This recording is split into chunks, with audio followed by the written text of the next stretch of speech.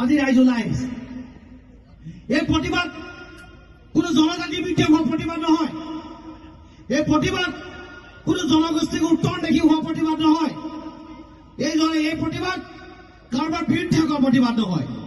এই প্ৰতিবাদ হৈছে চৰকাৰৰ নীতিৰ বিৰুদ্ধে হোৱা প্ৰতিবাদ। এই প্ৰতিবাদ হৈছে সমবিকাশ আৰু সমমৰ্যাদাৰ ধাৰা অখণ্ড ৰখাৰ কাৰণে প্ৰতিবাদ।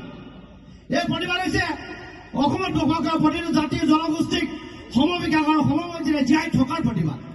এই প্ৰতিবাদ হৈছে নোপোৱাৰ বিৰুদ্ধে হোৱা ক্ষোভৰ প্ৰতিবাদ। এই প্ৰতিবাদ হৈছে আহোম জনগোষ্ঠীৰ ৰাইজক স্বায়ত্তসকলৰ জনজাতিকৰণ দিয়াৰ কাৰণে হোৱা প্ৰতিবাদ। আমি ইয়াৰ দ্বাৰা চৰকাৰক মেছেজ দিব বিচাৰিছো যে আমাক জীয়াই থকাৰ সুবিধা প্ৰদান কৰক। আমাক আপোনালোকে ধৈৰ্যৰ সীমা আপোনালোকে নাচাব। আমাৰ যদি ধৈৰ্য আপোনালোকে পৰীক্ষা কৰে তে বহুত ধৈৰ্য ধৰিলো আমি কিছুমান কাম কৰিব নোৱাৰো, সেইকাৰণে আপোনালোক বাচি আছে।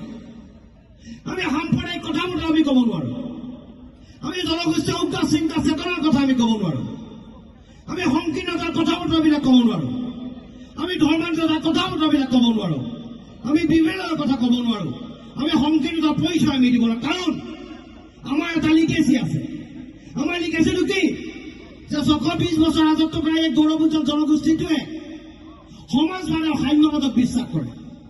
আৰু সমাজবাদ আৰু সাম্যবাদৰ জৰিয়তে স্বৰ্গদেউসকলে যি সমাজ প্ৰতিষ্ঠা কৰিছিলে সেই সমাজৰ ওপৰত আমাৰ অগাধ বিশ্বাস আছে। এতিয়া স্বৰ্গদেউসকলে গঠন কৰি দিওঁ যে এখন অসমে ভাগ ভাগ কৰিব নিবিচাৰোঁ। আমি খণ্ড বিখণ্ড হোৱাটো নিবিচাৰোঁ। কাৰোবাৰ সমালোচনা আমি কৰিব নিবিচাৰোঁ। আমি কোনো জনগোষ্ঠীক আমি সমালোচনা কৰিব নিবিচাৰোঁ। কোনো জনজাতি মানুহক আমি সমালোচনা কৰিব নিবিচাৰোঁ। কাৰণ আমি এটাই কওঁ, তেখেতলোকে যি অধিকাৰ ভোগ কৰিছে ভোগ কৰি থাকক। তেখেতলোকে যি অধিকাৰ আছে সেই অধিকাৰতে তেখেতলোকক থাকক। কিন্তু সংবিধান প্ৰদত্ত অধিকাৰ আমাকো আপোনালোকে প্ৰদান কৰক। ৰাজনৈতিক অধিকাৰ আমাৰ পৰা আপোনালোকে কাঢ়ি নিবলৈ প্ৰয়াস নকৰিব। সাংস্কৃতিকভাৱে আমাক আক্ৰমণ নকৰিব। আমাৰ লোকাচাৰৰ ওপৰত আপোনালোকে প্ৰবন্ধী নলগাব। আমাৰ সাজ পোছাক আমাৰ খাদ্য সম্ভাৰত লৈ আপোনালোকে তলুঙা মন্তব্য নিদিব। যি অধিকাৰ আমাৰ সংবিধানে দিছে সেই অধিকাৰ আপোনালোকে খৰ্ব নকৰিব। তাক লৈ এই প্ৰতিবাদ হৈছে। আৰু এই প্ৰতিবাদৰ জৰিয়তে চৰকাৰৰ ঘৰত আমি এটা স্পষ্ট বাৰ্তা দিব বিচাৰিছোঁ।